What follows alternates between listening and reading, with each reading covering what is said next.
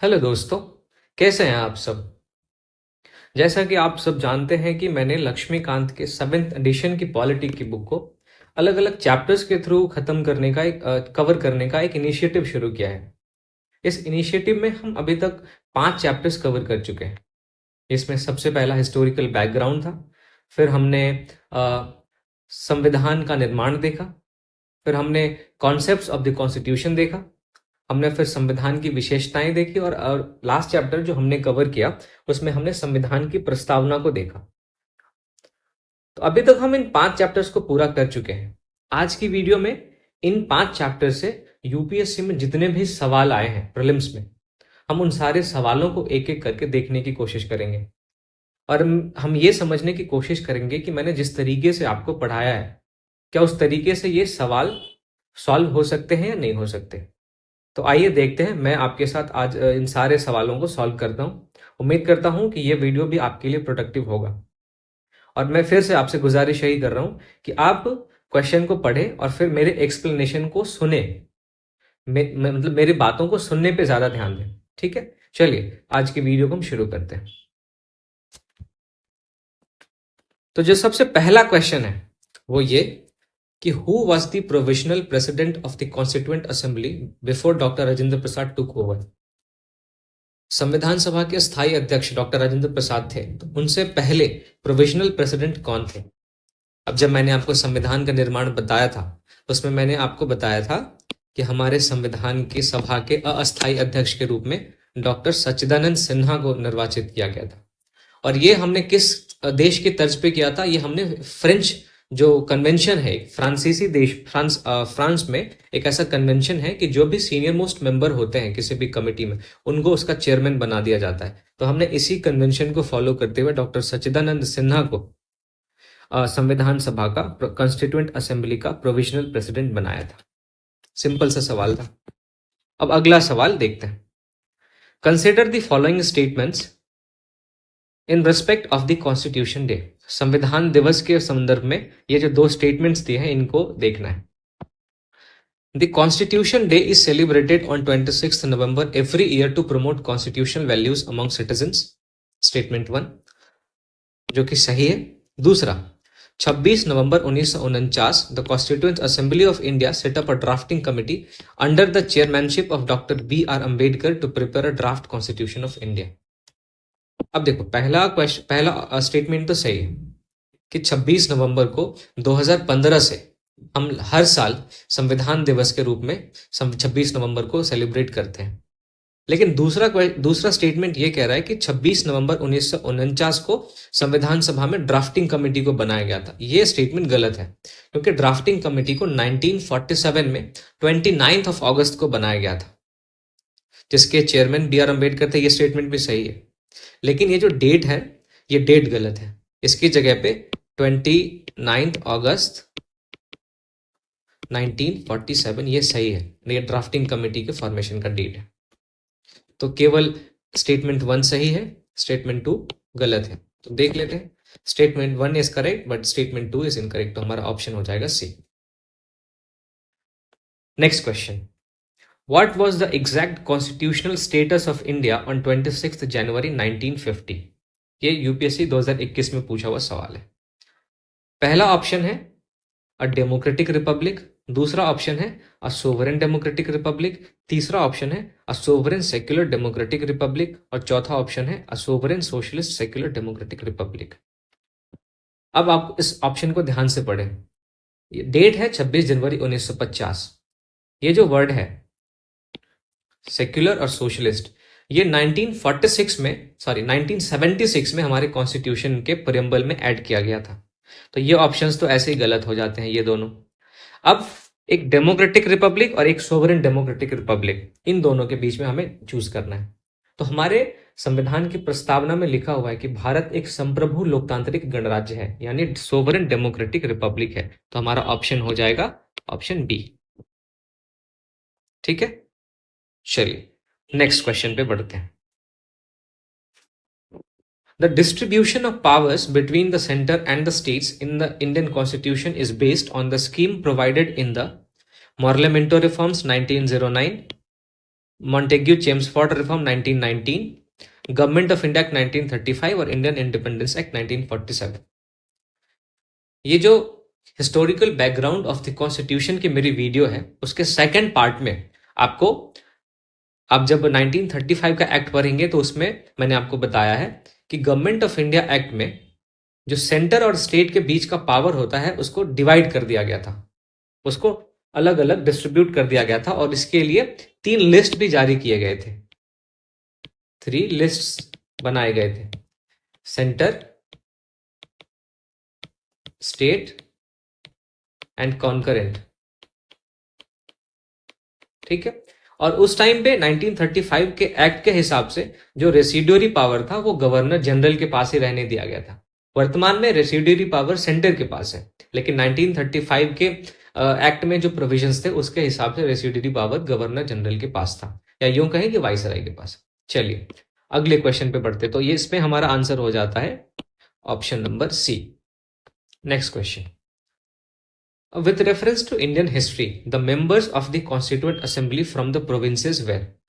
अगर हम भारतीय इतिहास की बात करें तो संविधान सभा के सदस्यों, वैसे सदस्य जो प्रोविंसेस से आते थे, प्रोविंस यानी प्रांत से जो संविधान सभा के सदस्य आए थे, उनका चुनाव कैसे हुआ था, उससे रिलेटेड क्वेश्चन है। ऑप्शन ए है directly elected by the people of those provinces, nominated by the Indian national Congress and the Muslim league, elected by the provincial legislative assemblies, or selected by the government for their expertise in constitutional matters। अब जब मैंने आपको संविधान का निर्माण बताया था तो उसमें मैंने आपको बताया था कि हमारे संविधान सभा में 2 तरह के सदस्य थे, कॉन्स्टिट्यूएंट असेंबली में हमारे 2 तरह के सदस्य थे, एक थे इलेक्टेड और दूसरे थे नॉमिनेटेड। जो हमारे ब्रिटिश प्रोविंस के मेंबर्स थे उनका इलेक्शन होता था प्रोविंशियल लेजिस्लेटिव असेंबलीज से। ठीक है। और जो प्रिंसली स्टेट्स थे उनके हेड नॉमिनेट करते थे अपने मेंबर्स को जो संविधान सभा में पार्टिसिपेट करते।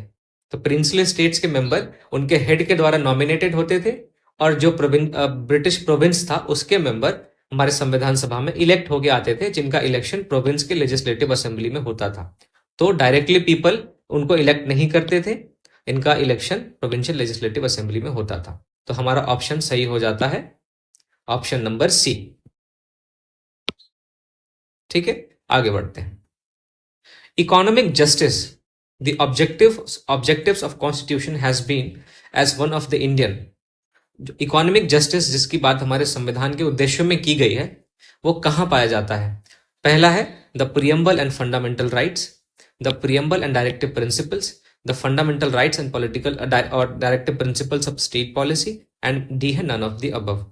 अब मैं आपको बताता हूं, हमारे संविधान की प्रस्तावना में 3 प्रकार के न्याय की बात की गई है, सामाजिक, आर्थिक और राजनीतिक, यानी social, economical and political justice की बात की गई है। तो प्रियम्बल तो होगा ही। अब जब मैंने डीपीएसपी आपको बताया था संविधान की विशेषता वाले लेक्चर में, जिन्होंने नहीं देखा वो जाके देख सकते हैं। तो जब मैंने आपको डीपीएसपी बताया था तो मैंने आपको बताया था कि जहां फंडामेंटल राइट का जो उद्देश्य होता है वो पॉलिटिकल जस्टिस या पॉलिटिकल डेमोक्रेसी को बढ़ाना होता है, वहीं डीपीएसपी का जो उद्देश्य होता है वो इकोनॉमिक जस्टिस इसको बढ़ाना होता है। तो हमारा सही आंसर हो जाएगा option number B. Next question, consider the following statements। A constitutional government is one which places effective restrictions on individual liberty in the interest of the state authority, places effective restrictions on the authority of the state in the interest of individual liberty। तो मैं आपको हिंदी में समझा देता हूँ। जो एक संवैधानिक सरकार होती है वो इंडिविजुअल की लिबर्टी पर रिस्ट्रिक्शंस लगाती है जो स्टेट के फेवर में होता है। पहला स्टेटमेंट है ये। दूसरा स्टेटमेंट कह रहा है ये स्टेट अथॉरिटी ऑफ स्टेट पे रिस्ट्रिक्शंस लगाती है जो हमारे इंडिविजुअल लिबर्टी के इंटरेस्ट में होता है। ठीक है। अब जब मैंने आपको कॉन्स्टिट्यूशनल गवर्नमेंट बताया था तो वहां पे मैंने आपसे डिस्कस किया था कि कॉन्स्टिट्यूशनल गवर्नमेंट का सीधा सीधा मतलब होता है लिमिटेड गवर्नमेंट, यानी जो भी स्टेट है उस पर कुछ ना कुछ लिमिटेशंस होंगे। तो यहाँ पे जो दूसरा स्टेटमेंट है, पहला स्टेटमेंट तो बिल्कुल ही उल्टा है, और पहले स्टेटमेंट को ही सही करके दूसरे स्टेटमेंट पे लिखा गया है। यानी कि एक कॉन्स्टिट्यूशनल गवर्नमेंट ऐसी गवर्नमेंट होती है जहां पे स्टेट की अथॉरिटी पे कुछ इफेक्टिव रिस्ट्रिक्शंस लगे होते हैं जो हमारे किसी भी व्यक्ति की स्वतंत्रता के हित में होते हैं, किसी भी इंडिविजुअल की लिबर्टी के इंटरेस्ट में होता है। तो कौन सा ऑप्शन करेक्ट है? तो ऑप्शन हो जाएगा 2 ओनली। तो हमारा सही आंसर हो जाएगा 2 ओनली। मैं उम्मीद करता हूं आपको अभी तक समझ में आ रहा हो। अगला question, Which one of the following schedules of the Constitution of India contains provisions regarding anti-defection? देखिए, अभी तक मैंने इसको नहीं बताया है, लेकिन आप जान लें कि जो हमारे संविधान की 10वीं अनुसूची है, यानी कि 10th शेड्यूल, इसमें एंटी डिफेक्शन लॉ के बारे में बताया गया है। एंटी डिफेक्शन लॉ को 52nd कॉन्स्टिट्यूशनल अमेंडमेंट एक्ट 1985 के माध्यम से हमारे संविधान में शामिल किया गया था। Next question, there is a parliamentary system of government in India because Lok Sabha is indirectly elected by the people. Parliament can amend the constitution. Rajya Sabha cannot be dissolved. Council of Ministers is responsible to the Lok Sabha. अब मैंने आपको बताया था कि democratic polity दो type की होती है। डेमोक्रेटिक पॉलिटी दो टाइप की होती है, एक होता है प्रेसिडेंशियल और दूसरा होता है पार्लियामेंट्री। अब प्रेसिडेंशियल में एग्जीक्यूटिव और लेजिस्लेटिव और जो लेजिस्लेचर होता है, इन दोनों के बीच में कोई लेना देना नहीं होता, कंप्लीट सेपरेशन होता है। वहीं पार्लियामेंट्री डेमोक्रेसी में एग्जीक्यूटिव और लेजिस्लेचर के बीच में कोऑर्डिनेशन होता है। और ये कोऑर्डिनेशन ऐसे होता है कि एग्जीक्यूटिव लेजिस्लेचर के लिए रिस्पॉन्सिबल, लेजिस्लेचर के सामने रिस्पॉन्सिबल होती है। यानी काउंसिल ऑफ मिनिस्टर्स जो है वो लेजिस्लेचर यानी लोकसभा के सामने रिस्पॉन्सिबल होती है। तो हमारा पार्लियामेंट्री सिस्टम का जो हमारे सरकार में जो पार्लियामेंट्री सिस्टम है उसका ये एक इसेंशियल फीचर है कि council of ministers is responsible to the Lok Sabha. ठीक है, तो हमारा ऑप्शन हो जाएगा D. Next question, to uphold and protect the sovereignty, unity and integrity of India is a provision made in the number 1 preamble of the constitution, B directive principles of state policy, C fundamental rights, D fundamental duties. अब आप इसको answer करने की कोशिश करें, मैं आपको 10 second देता हूं।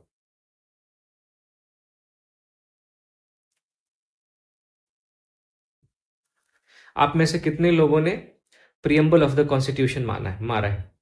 जिन्होंने भी मारा है उनका गलत है, ये हमारे फंडामेंटल ड्यूटीज का पार्ट है। हमारे प्रीएम्बल में यूनिटी और इंटेग्रिटी को बढ़ाने वाली फ्रेटर्निटी को बढ़ाने की बात की गई है। ठीक है, हमारे प्रीएम्बल में यूनिटी को और सोवरेनिटी को और इंटेग्रिटी को अपहोल्ड करने की बात सिटीजन्स के लिए नहीं की गई है। ये हमारे मौलिक कर्तव्य का हिस्सा है। मौलिक कर्तव्य अभी मैंने पढ़ाया नहीं है, लेकिन मैं ये क्वेश्चन मेरा यहाँ पे डालने का पर्पस ये था कि आप इस जो भी छोटे से नुआंसेस होते हैं स्टेटमेंट्स के उसको समझने की कोशिश करें। हमारे प्रीएम्बल में हमारे देश की यूनिटी और इंटेग्रिटी को बढ़ाने वाली जो फ्रेटर्निटी है उसको बढ़ाने की बात की गई है, ना कि हमारे प्रस्तावना में ये कहा गया है कि हम अपने देश में सोवरेनिटी, यूनिटी और इंटेग्रिटी को बनाए रखें। ये हमारे फंडामेंटल ड्यूटीज का पार्ट है। तो हमारा ऑप्शन हो जाता है डी। आगे बढ़ते हैं। The provisions in the 5th schedule and 6th schedule in the constitution of India are made in order to protect the interests of scheduled tribes, determine the boundaries between states, determine the powers, authorities and responsibilities of panchayats, protect the interest of all the border states। इसका तो बहुत ही simple सा answer होगा जो कि है पहला। अब मैं अगली वीडियो में ना संविधान के जितने भी पार्ट्स हैं, संविधान में जितने भी अनुसूचियां हैं, इन सबको एक छोटे से वीडियो में कंपाइल करके मैं आपको बताऊंगा कि किस पार्ट में किस बात की चर्चा है, किस अनुसूची में किन किन बातों की चर्चा है। उसमें हम देख लेंगे एक बारी। लेकिन यहाँ पे मैं आपको बता देता हूँ कि 5th शेड्यूल और 6th शेड्यूल हमारे जो शेड्यूल ट्राइब्स हैं उनके प्रोटेक्शन के लिए बनाए गए हैं। ठीक है, चलिए आगे बढ़ते हैं। Next question, which one of the following is not a feature of Indian federalism? इनमें से कौन सा हमारे इंडियन फेडरलिज्म का पार्ट नहीं है? देखते हैं। There is an independent judiciary in India, ये तो फेडरलिज्म का पार्ट है। Powers have been clearly divided between the centre and states, ये भी हमारे संविधान का पार्ट है, क्योंकि हमारे संविधान के 7वीं अनुसूची में 3 सूचियां बना के लिख दिया गया है, केंद्र सूची, राज्य सूची और समवर्ती सूची बना के लिख दिया गया है कि केंद्र की क्या शक्तियां हैं और राज्य की क्या शक्तियां हैं। तो ये भी ठीक है, ये भी ठीक है। अब तीसरा देखते हैं, the federating units have been given unequal representation in the Rajya Sabha. हम राज्यसभा में देखते हैं कि अलग अलग राज्यों का रिप्रेजेंटेशन अलग अलग है। बिहार में राज्यसभा के जो सीट्स हैं वो अलग हैं, यूपी के राज्यसभा के सीट्स अलग हैं, फिर और दूसरे भी स्टेट्स के सीट्स अलग अलग हैं। तो ये भी ऑप्शन सही हो जाता है। और लास्ट है, it is the result of an agreement among the federating units. नहीं, हमारा जो यूनियन है, जब हम पार्ट 1 पढ़ेंगे कॉन्स्टिट्यूशन का, उस यूनियन एंड इट्स टेरिटरीज, तो मैं उसमें आपको बताऊंगा कि हमारे संविधान में लिखा हुआ है कि India that is Bharat is a union of state. तो यूनियन जो शब्द है उसके 2 मतलब होते हैं। पहला कि हमारे यहाँ पे जो संघ बना है वो राज्यों के मध्य समझौते का परिणाम नहीं है, और हमारे यहाँ संघ से राज्यों को अलग होने का अधिकार नहीं है। तो यहाँ इस लिखा हुआ है कि it is the result of an agreement among the federating units, यानी राज्यों के मध्य समझौते का परिणाम है। तो ये हमारा जो फेडरेशन है उसके कॉन्टेक्स्ट में ऑप्शन डी गलत हो जाता है, और हमसे पूछा गया है कि कौन सा फीचर नहीं है, तो हमारा ऑप्शन डी सही हो जाएगा। चलिए आगे बढ़ते हैं। Which one of the following objectives is not embodied in the preamble of to the Constitution of India? अब हम देखते हैं कि संविधान की प्रस्तावना में किस उद्देश्य को, इन चारों में से किस उद्देश्य को शामिल नहीं किया गया है। सबसे पहला है लिबर्टी ऑफ थॉट, दूसरा है इकोनॉमिक लिबर्टी, तीसरा है लिबर्टी ऑफ एक्सप्रेशन, और चौथा है लिबर्टी ऑफ बिलीफ। अब जब मैंने आपको संविधान की प्रस्तावना वाला लेक्चर बताया था, उसमें मैंने आपको बताया था कि हमारे संविधान की प्रस्तावना में 5 प्रकार की लिबर्टीज की बात की गई है। थॉट की, एक्सप्रेशन की, बिलीफ की, वर्शिप की और रिलीजन की। हमारे संविधान की प्रस्तावना में कहीं भी इकोनॉमिक लिबर्टी की बात नहीं की गई है। तो क्या पूछा है, which is not embodied in the constitution, तो हमारा आंसर हो जाएगा इकोनॉमिक लिबर्टी। आगे बढ़ते हैं।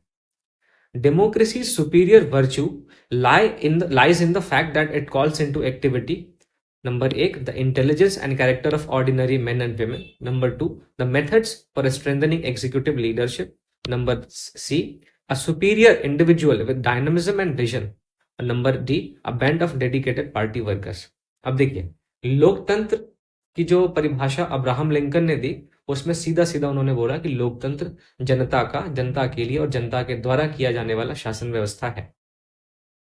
तो जब हम देखते हैं कि डेमोक्रेसी में इलेक्शन होता है, तो उस इलेक्शन में जो जनता होती है वो सीधे सीधे पार्टिसिपेट करती है, जनता अपने शासक वर्ग को चुनती है, और जो शासक वर्ग चुन के आते हैं वो जनता के बीच में से ही आते हैं, वो भी एक ऑर्डिनरी मेन एंड वुमेन ही होते हैं। हालांकि थ्योरी में और प्रैक्टिकल में इन दोनों में बहुत अंतर है, लेकिन अगर हम थ्योरेटिकल एस्पेक्ट की बात करें तो ऐसा होता है कि जो भी शासक वर्ग चुन के आता है वो जनता के बीच से एक आम आदमी ही होता है।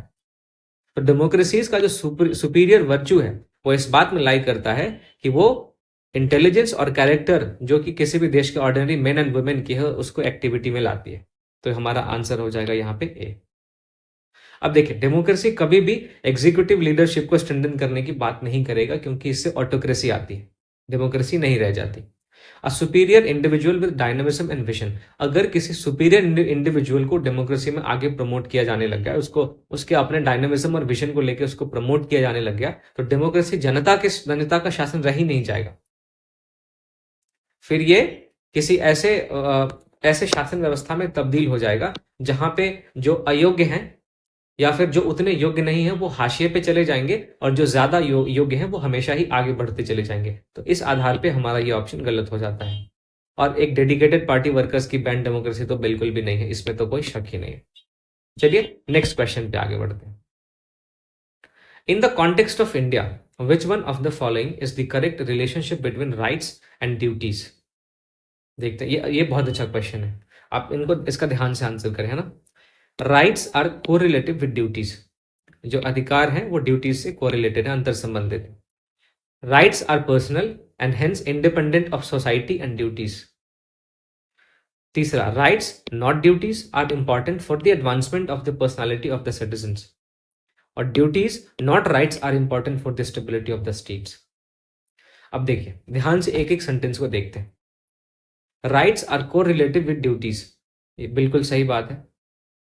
Rights are personal and hence independent of society and duties, बिल्कुल भी नहीं। हमारे संविधान में जब मौलिक कर्तव्यों को शामिल किया गया तो ये बात बोली गई कि जब भी कोई व्यक्ति अपने अधिकारों का इस्तेमाल करे तो वो इस बात को ध्यान में रखे कि उसकी अपने समाज के प्रति, अपने देश के अन्य लोगों के प्रति एक मौलिक जिम्मेदारी भी है, और उस उन्हीं जिम्मेदारियों को मौलिक कर्तव्य के रूप में हमारे संविधान में समाहित किया गया है। तो rights are personal, hence independent of society and duties, ये कथन गलत हो जाएगा। Rights are not independent of society. हमें अगर अपने अधिकारों का इस्तेमाल करना है तो किसी न किसी सोसाइटी में रह के ही इस्तेमाल करेंगे, ठीक है। और राइट्स का इस्तेमाल करते समय हमें अपनी ड्यूटीज का भी ध्यान में रखना चाहिए। Rights not duties are important for the advancement of the personality of the citizen. गलत बात है। बिना ड्यूटी के अगर हम राइट का इस्तेमाल करेंगे तो बहुत सारे ऐसे लोग हैं जिनके अधिकारों का हम उल्लंघन कर देंगे, है ना। अब आप इसको अपने फंडामेंटल राइट के कॉन्टेक्स्ट में ही देख सकते हैं कि हम अगर अपने सिर्फ फंडामेंटल राइट्स को इस हद तक इस्तेमाल करने लग जाएं कि उससे दूसरे के फंडामेंटल राइट्स का वायलेशन हो जाएगा, है ना। तो इससे ये पता चलता है कि हम अपने राइट्स को एंजॉय तो कर रहे हैं, लेकिन हमारी जो ड्यूटी है अपने स्टेट्स के लिए, अपने देश के बाकी सिटीजन्स के लिए, हम उसको फॉलो नहीं कर रहे हैं। तो क्या इससे किसी भी सिटीजन का पर्सनालिटी का एडवांसमेंट होगा? बिल्कुल नहीं। ये स्टेटमेंट भी गलत हो जाता है। फिर duties not rights are important for the stability of the states. Duties and rights both are important for the stability of the states. क्योंकि अगर आप किसी भी राज्य में केवल सिटीजन्स को ड्यूटीज देंगे, उनको राइट्स नहीं देंगे, तो वो थोड़े टाइम के बाद विद्रोह पे उतारू होंगे और फिर उस स्टेट में स्टेबिलिटी नहीं रह जाएगी। तो ये क्वेश्चन भी गलत है। तो इन तीनों स्टेटमेंट्स को गलत करने के बाद हम इस निष्कर्ष पे पहुंचते हैं कि राइट्स आर को रिलेटेड विद ड्यूटीज, जो कि हमारे संविधान में बहुत अच्छे से लिखा हुआ है, ठीक है। आगे बढ़ते हैं। The main advantage of the parliamentary form of government is the executive and legislature work independently. बिल्कुल भी नहीं, ये हमारे प्रेसिडेंशियल फॉर्म ऑफ गवर्नमेंट का हिस्सा है, उसकी विशेषता है। It provides continuity of policy and is more efficient. The executive remains responsible to the legislature. मैंने पार्लियामेंट्री सिस्टम में जब आपको पढ़ाया था तो आपको सीधा सीधा उसमें बताया था कि प्रेसिडेंशियल सिस्टम में एग्जीक्यूटिव और लेजिस्लेचर, इन दोनों के बीच में कंप्लीट सेपरेशन होता है। वहीं जो पार्लियामेंट्री फॉर्म ऑफ गवर्नमेंट है उसमें एग्जीक्यूटिव जो होती है वो लेजिस्लेचर के प्रति जिम्मेदार होती है, रिस्पॉन्सिबल होती है। तो और ऑप्शन डी क्या है? The head of the government can not be changed without election. नहीं, ऐसा नहीं है। ये हमारा the head of the government can not be changed without election बिल्कुल चेंज होता है। अगर मान लीजिए हमारे देश में कोई राष्ट्रपति है, माफ कीजिएगा, यहाँ पे पीएम की बात की जा रही है। पीएम बिल्कुल चेंज हो सकता है बिना इलेक्शन के। अगर उसकी पार्टी जो है अब लोकसभा में अपना बहुमत खो दे तो राष्ट्रपति को यह अधिकार है कि वो विपक्षी पार्टी को एक ऑप्शनल सरकार बनाने की इजाजत दे सकती है। तो हमारा ऑप्शन यहाँ पे सही हो जाता है, the executive remains responsible to the legislature, option number C. Next question, the mind of the makers of the constitution of India is reflected in which of the following. ये तो बहुत ही सिंपल सा सवाल है। अभी मैंने पिछली वीडियो में ही जब आपको प्रियम्बल पढ़ाया था तो मैंने आपको बताया था कि कैसे उस प्रस्तावना को पढ़ के हम अपने संविधान निर्माताओं के दिमाग में झांक सकते हैं, उनके माइंड में ये देख सकते हैं कि उन्होंने क्या सोच के हमारे संविधान का निर्माण किया। तो ऑप्शन हमारा हो जाएगा option number A. One of the implications of equality in society is the absence of. मैंने देखो, जब भी मैं प्रस्तावना वाले लेक्चर को ले रहा था तब मैंने आपको वहां पे बताया था, वहां पे मैंने आपको दो चीजें बताई थी। एक तो जब लिबर्टी वर्ड एक्सप्लेन कर रहा था तब, और जब इक्वलिटी वर्ड एक्सप्लेन कर रहा था तब।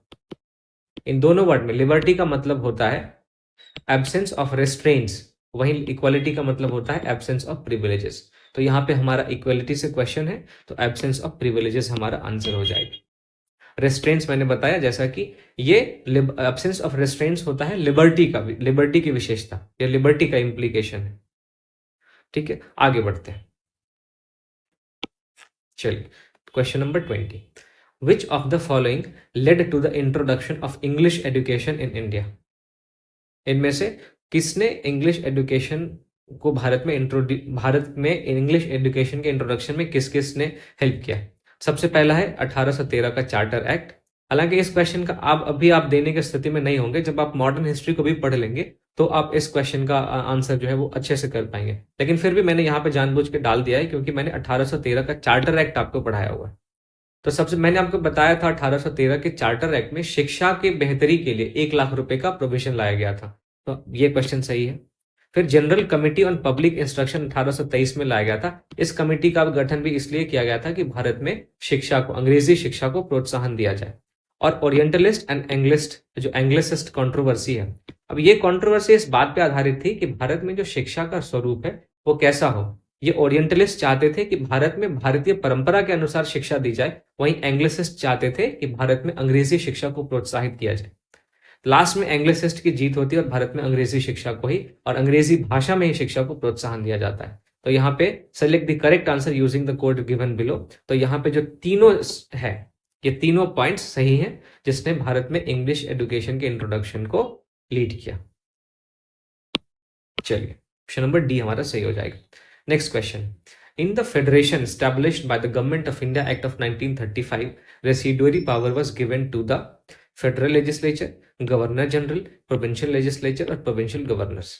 अब जब अभी थोड़े टाइम पहले ही जब मैं आपसे वो 1935 के एक्ट के बारे में जब डील कर रहा था, मैं आपको बता रहा था कि कैसे इस एक्ट में सेंटर और प्रोविंस के बीच में पावर का डिविजन कर दिया गया था। तो वहां पे मैंने आपको बताया कि जो रेसिडुअरी पावर थी वो 1935 के एक्ट के अनुसार गवर्नर जनरल को दी हुई थी। तो हमारा आंसर हो जाता है सही, ऑप्शन नंबर बी। चलिए फिर नेक्स्ट क्वेश्चन पे हम बढ़ते हैं। Which one of the following reflects the nicest appropriate relationship between law and liberty? If there are more laws, there is less liberty. यानी जितने ज्यादा कानून उतनी कम स्वतंत्रता। There are no laws, there is no liberty. If there is liberty, laws have to be made by the people. अगर किसी राज्य में स्वतंत्रता है तो वहां पे कानून लोगों के द्वारा ही बनाए जाने चाहिए।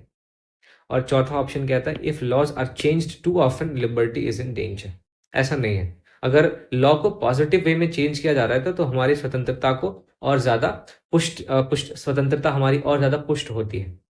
तो ये ऑप्शन नंबर डी तो साफ गलत हो जाता है। अब देखिए, if there are no laws there is no liberty, ये वाला ऑप्शन हमारा सही है। मैं आपको एक्सप्लेन करता हूं। अब आप इमेजिन कीजिए कि आप एक ऐसे सोसाइटी में रह रहे हैं जहां पे कोई कानून नहीं है ना, आपको पूरी तरह स्वतंत्रता है। तो बिना कानून के कोई भी समाज हिंसक समाज के रूप में तब्दील हो जाता है। क्यों? क्योंकि अगर आपको असीमित स्वतंत्रता है तो आप अपनी स्वतंत्रता को एंजॉय करने के चक्कर में दूसरे की स्वतंत्रता का हनन करेंगे। इससे समाज में कैओस आएगा, समाज में वायलेंस आएगा। तो फिर क्या फिर आपकी स्वतंत्रता रह पाएगी, सस्टेन कर पाएगी? बिल्कुल नहीं कर पाएगी। तो इसलिए समाज में कानूनों का होना बहुत जरूरी है अगर आप चाहते हैं कि आप अपनी स्वतंत्रता को एंजॉय कर सके, क्योंकि कानून ही वो दीवार है जो आपको किसी और की स्वतंत्रता के हनन करने से रोकता है और इससे समाज में समरसता बनी रहती है। तो इसलिए अगर कोई कानून नहीं होंगे तो कोई भी लिबर्टी नहीं होगी, क्योंकि बिना कानून के समाज में अराजकता व्याप्त हो जाएगी। मैं उम्मीद करता हूं आपको समझ में आया होगा।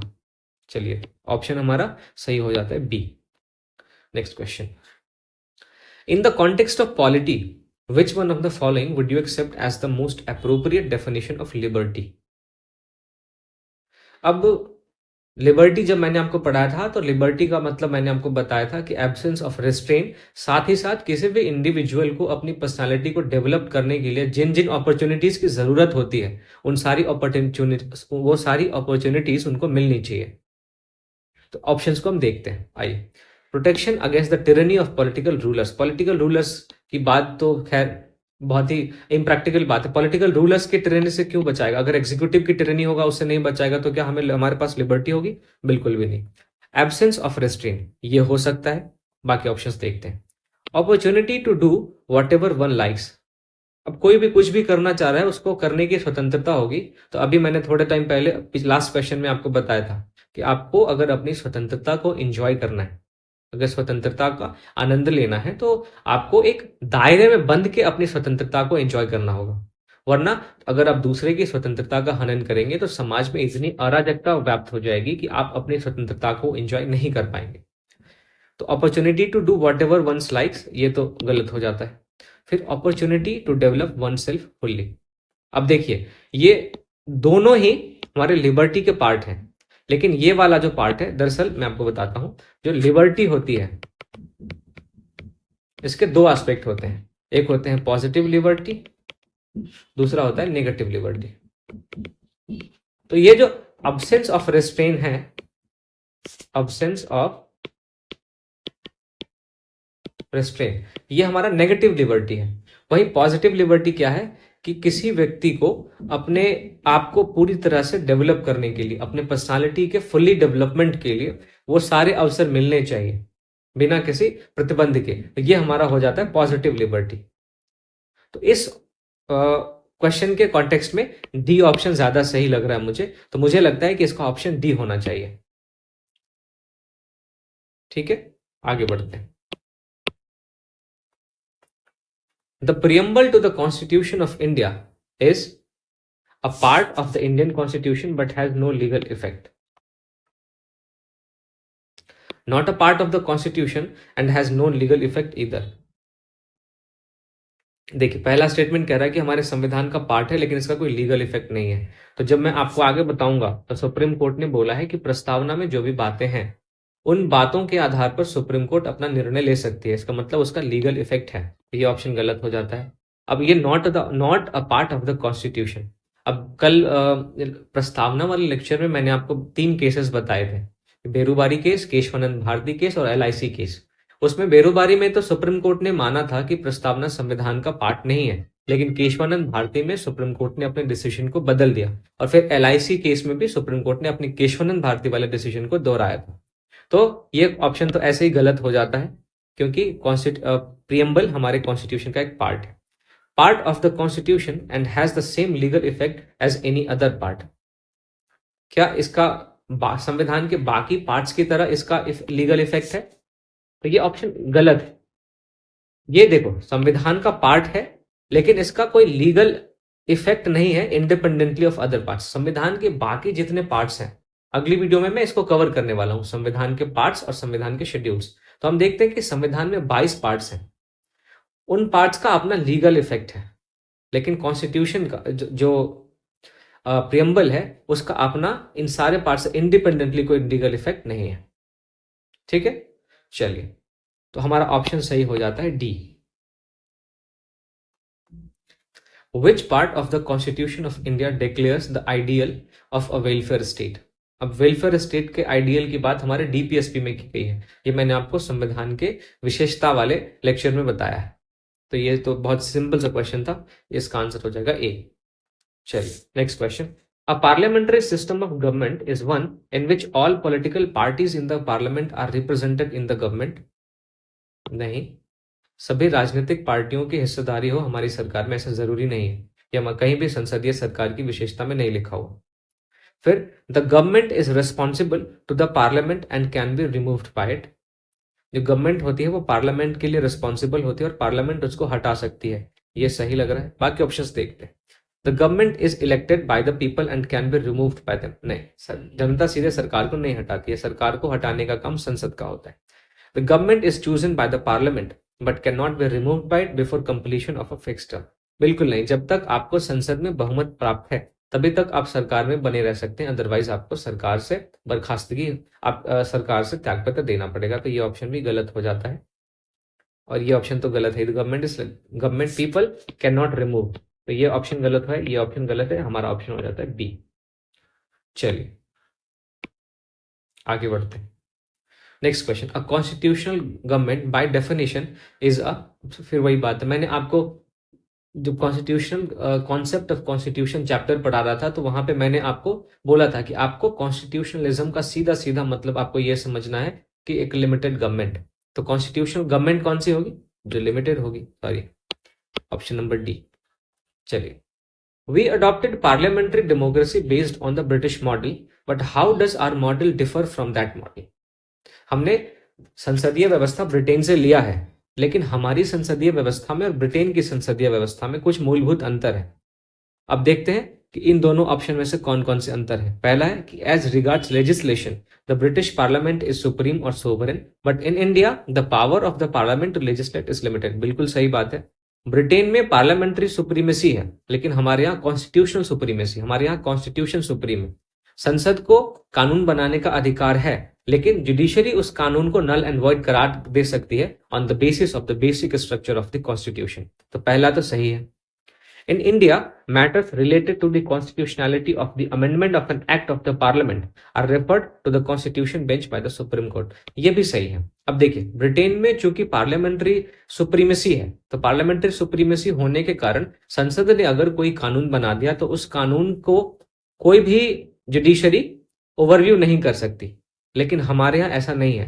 हमारे यहाँ जब भी संवैधानिकता से जुड़े हुए सवाल आते हैं तो कोई भी कानून अगर हमारे संविधान के उन सिद्धांतों को छेड़ता है जो हमारे मौलिक ढांचे का हिस्सा है, तो उसमें जो सुप्रीम कोर्ट है कॉन्स्टिट्यूशन बेंच का गठन करता है और वो बेंच इस बात पर निर्णय लेती है कि ये जो कदम उठाए गए हैं संसद के द्वारा, क्या ये कदम संविधान के मौलिक ढांचे के अनुरूप है या नहीं है।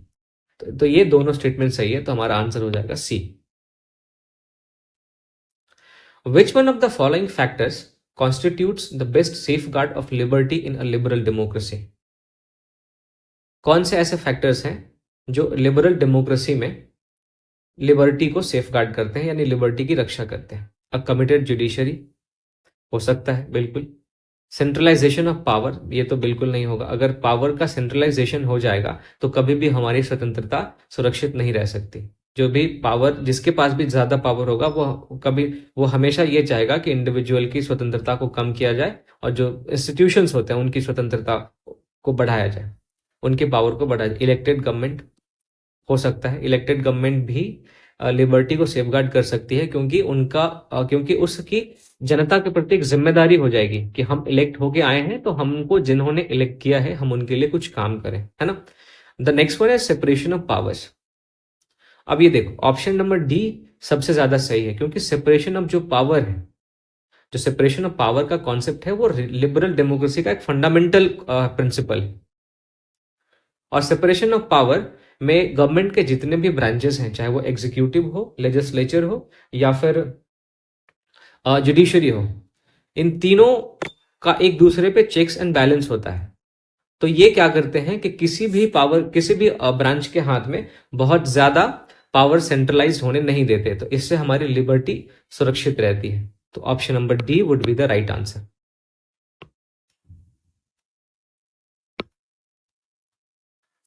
Which one of the following in Indian polity is an essential feature that indicates that it is federal in nature? पहला है independence of the judiciary is safe guarded. अब देखिए, ये जो है इसमें कैच क्या है?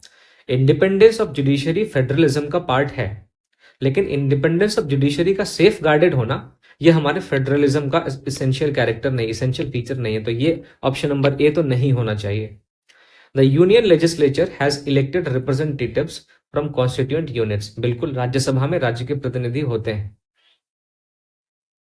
The union cabinet can have elected representatives from regional parties. नहीं, ये गलत है। The fundamental rights are enforceable by courts of law. तो इसका फेडरलिज्म से कोई लेना देना नहीं है। हालांकि ये स्टेटमेंट सही है, लेकिन इसका फेडरलिज्म से कोई लेना देना नहीं है। तो ऑप्शन नंबर बी जो है ये आपका सही आंसर होगा, क्योंकि यूनियन लेजिस्लेचर में जो भी कॉन्स्टिट्यूएंट यूनिट्स हैं यानी राज्य हैं या ऐसे यूनियन टेरिटरीज जहां पे विधानसभा है, तो उनके प्रतिनिधि हमारे राज्यसभा में कानून बनाने में अपनी हिस्सेदारी निभाते हैं। और इससे फेडरल, अब ये देखिए, अब ये फेडरल फीचर इसलिए है क्योंकि जब राज्य के प्रतिनिधि भी केंद्रीय कानून में अपनी हिस्सेदारी करते हैं तो वो इस बात को इंश्योर करते हैं कि जो केंद्र है वो राज्य के लिए भी एक सूटेबल कानून बनाए, कोई ऐसा कानून न बनाए जिससे कि राज्य की संप्रभुता पे खतरा उत्पन्न हो जाए, राज्य की शक्तियों में हस्तक्षेप हो जाए, राज्य की शक्तियां छिन जाए। तो इस बात को इंश्योर करने के लिए कि केंद्र सरकार कभी भी राज्य के मामले में उतना ज्यादा हस्तक्षेप न करे, राज्यों के हिसाब से कानून बनाए, राज्यों के हित को ध्यान में रखते हुए लेजिस्लेशन को आगे बढ़ाए, इसलिए द यूनियन लेजिस्लेचर में कॉन्स्टिट्यूएंट यूनिट्स के इलेक्टेटिव रिप्रेजेंटेटिव्स होते हैं, जो हमारे फेडरलिज्म का एक इसेंशियल फीचर है।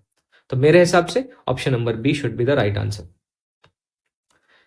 चलिए देखिए, फिर से कॉन्स्टिट्यूशनल गवर्नमेंट आ गया। अब देख रहे हैं कितने concept of the constitution chapter से कम 5 सवाल आए हैं।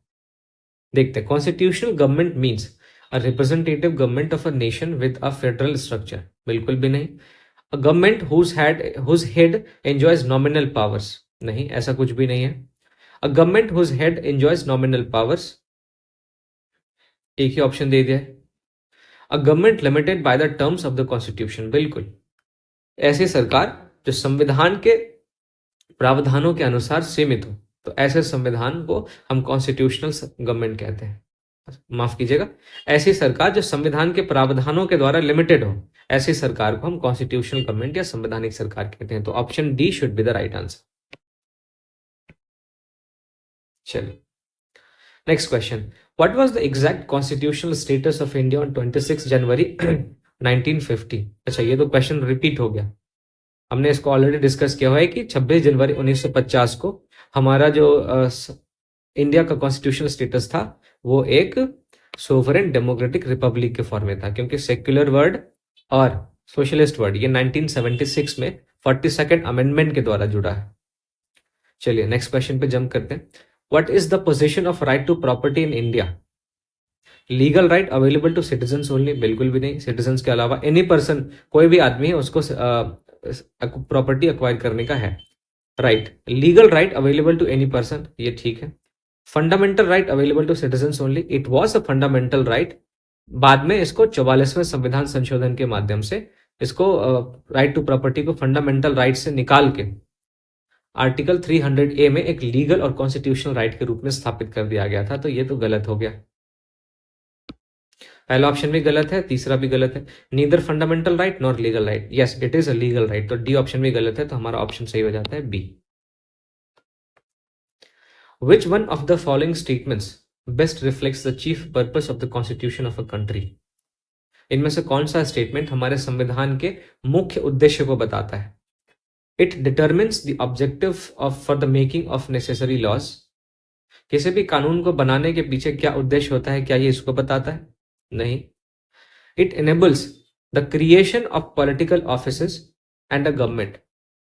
It defines and limits the powers of government. बिल्कुल, कॉन्स्टिट्यूशन ये बताता है कि किसी भी सरकार की शक्तियां क्या है और किसी भी सरकार की शक्तियां किस हद तक है, ये बताने का काम करता है हमारा संविधान। तो option C should be the right answer. चलिए next question, consider the following statements in respect of the constitution day. ये क्वेश्चन भी रिपीटेड है। The constitution day is celebrated on 26 November every year to promote constitutional values among citizens. सही बात है, 2015 से हम इसको लगातार मना रहे हैं ताकि नागरिकों के में संवैधानिक मूल्यों को बढ़ाया जा सके, संवैधानिक मूल्यों के बारे में उन्हें जागरूक किया जा सके। दूसरा स्टेटमेंट कहता है कि 26 नवंबर 1949 को डॉक्टर BR अम्बेडकर की चेयरमैनशिप में ड्राफ्टिंग कमेटी को फॉर्म किया गया था, जो कि गलत है। ये डेट थी कितनी? 29 अगस्त 1947। इस तिथि को जो प्रारूप समिति है यानी ड्राफ्टिंग कमेटी है उसका फॉर्मेशन हुआ था। तो कौन सा पहला सही है, दूसरा गलत है? तो statement 1 is correct but statement 2 is incorrect. ये सारे क्वेश्चंस थे जो अभी तक हमने 5 चैप्टर्स लक्ष्मीकांत के कवर किए हैं, उनसे रिलेटेड थे। अब जो अगली वीडियो है उसमें मैं संविधान के भाग और संविधान की अनुसूचियां उसके बारे में एक ओवरव्यू दे दूंगा। ये एक छोटी सी वीडियो होगी, है ना। उसके बाद हम संविधान के अलग अलग पार्ट्स पे हम चर्चा करेंगे। जैसे भाग 1 उसमें यूनियन एंड इट्स टेरिटरी यानी संघ और उसके राज्य क्षेत्र की चर्चा है। तो एक एक करके हम आगे बढ़ते चलेंगे फिर चैप्टर्स में चैप्टर। ठीक है, तो मिलते हैं अगले वीडियो में जिसमें हम संविधान के भाग और अनुसूचियों के बारे में देखेंगे। बहुत बहुत धन्यवाद। उम्मीद करता हूं कि ये जो क्वेश्चन आंसर डिस्कशन था इससे आपको फायदा हुआ होगा।